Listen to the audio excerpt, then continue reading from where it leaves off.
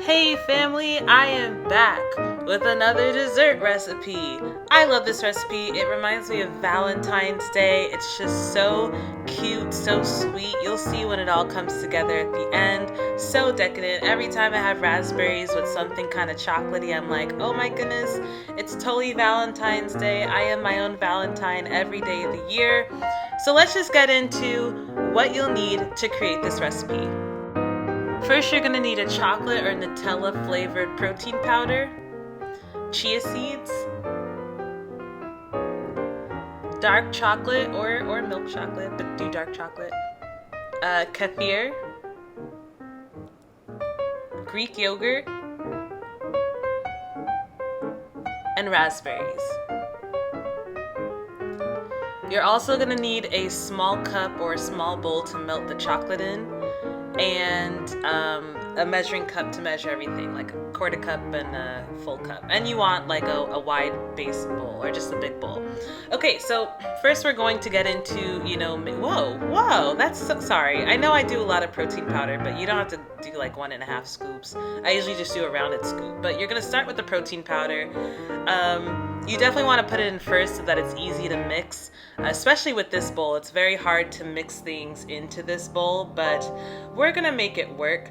So first we're going to put in the kefir, and then we're going to follow up with the Greek yogurt. A quick tip about using Greek yogurt for pretty much any of my protein powder recipes.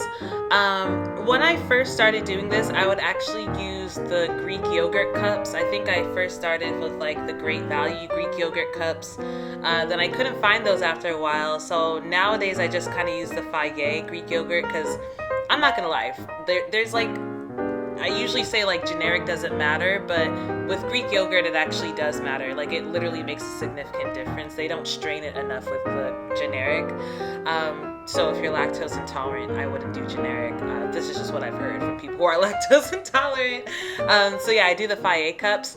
But I think at this time I didn't know where to find the cups of like the individually packaged cups of Greek yogurt, and I was just kind of spooning it from the like jar. I guess I wouldn't call it a jar, but from the big vat of yogurt, and that's fine. But I do find that I use a lot more yogurt when I do that, and it takes a bit longer in the morning, when I just want to get up and go and get my breakfast really quickly. So I highly recommend using individual cups, not just for like portion control, but also I want to say that it's more cost effective.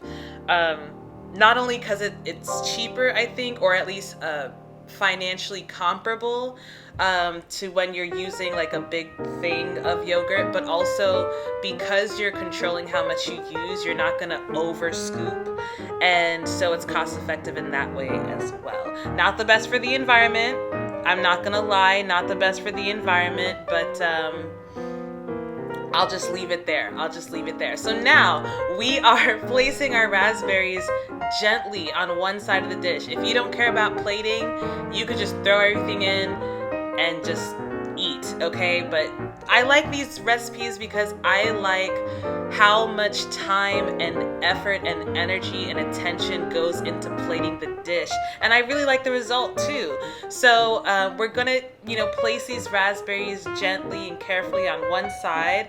Then we're gonna follow up with the chia seeds and do our characteristic tap tap tap tap tap all throughout the middle. If you guys come up with a better design for this dish, please let me know. I know you can't like put pictures in the comments, but I would love to know how you guys do this. Like I always say, when it's just me, I usually don't even add the fruit or any peanut butter or chocolate. I just mix the chia seeds with like the yogurt and the kefir and the powder and call it a day. But I wanted to do something special. So normally with these kind of recipes I would use peanut butter, but since it's like a chocolate vibe, I wanted to add some chocolate. So I highly recommend using dark chocolate, like real dark chocolate, not not Hershey's and, you know, all those things. You want a dark chocolate that is, you know, very dark. I would say darker than 72%. For some people, that will be a bit of a shock. It will be, you know, a bit less sweet than you thought it would be. This is not milk chocolate, you know. If you really don't care about sugar and all these things, then fine, go for your milk chocolate. But dark chocolate has a lot of redeeming properties to it. It's just more cocoa and less sugar and less milk, basically, from my understanding. And it's just so good for you. I think I'm going to flash the nutrition facts.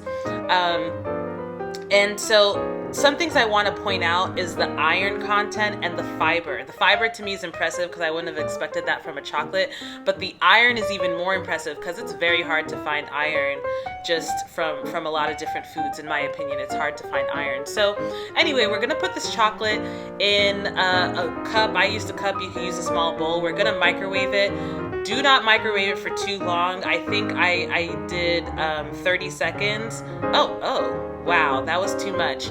I think I took it out early as well because you don't want to microwave it for too long. As you can see, I just let it go for like a minute and I took it out, and that was too long. The smoke isn't always bad. It kind of is bad. That is kind of a sign that you went too far. But really, the truest sign that you went too far is when the chocolate starts to burn in the cup, which might seem weird, but once you actually try this out, you'll realize that the chocolate can kind of burn in the cup. Thankfully, it didn't burn too much, and if you have a little bit of burn, it's not that bad. You can just mix it up and, you know, it's fine. But once you start seeing the top of the chocolate like form holes and stuff, it's about to burn. So yeah, as you can see, there's a couple lumps. That's you know, the burnt part. But I would just say I think maybe 30 seconds or 45 seconds would have been much better. So anyway, now we're gonna be artisans and we're going to just delicately, gracefully drizzle this onto the dish. Now, I think when I was doing this, I wanted more of a drizzle, but it ended up kind of forming a goop because I think I wanted to concentrate the drizzle in one area, but I could have gone for the entire bowl, and I think that would have been even more beautiful. But you know, you live and you learn.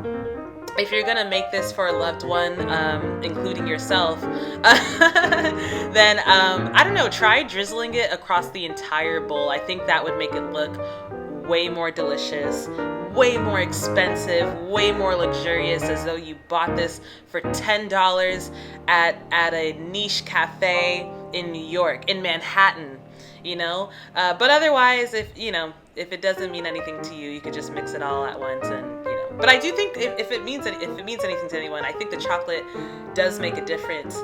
It does give it that richness. Normally when I eat dark chocolate, I always have some around in my fridge as like a snack for whenever I want something sweet. I usually go for 95%, and I highly encourage everyone to go for 95%. It might shock you at first, but it's delicious. It's delicious, and it's good for you, you know? Anyway, look at those raspberries. They're so vibrant.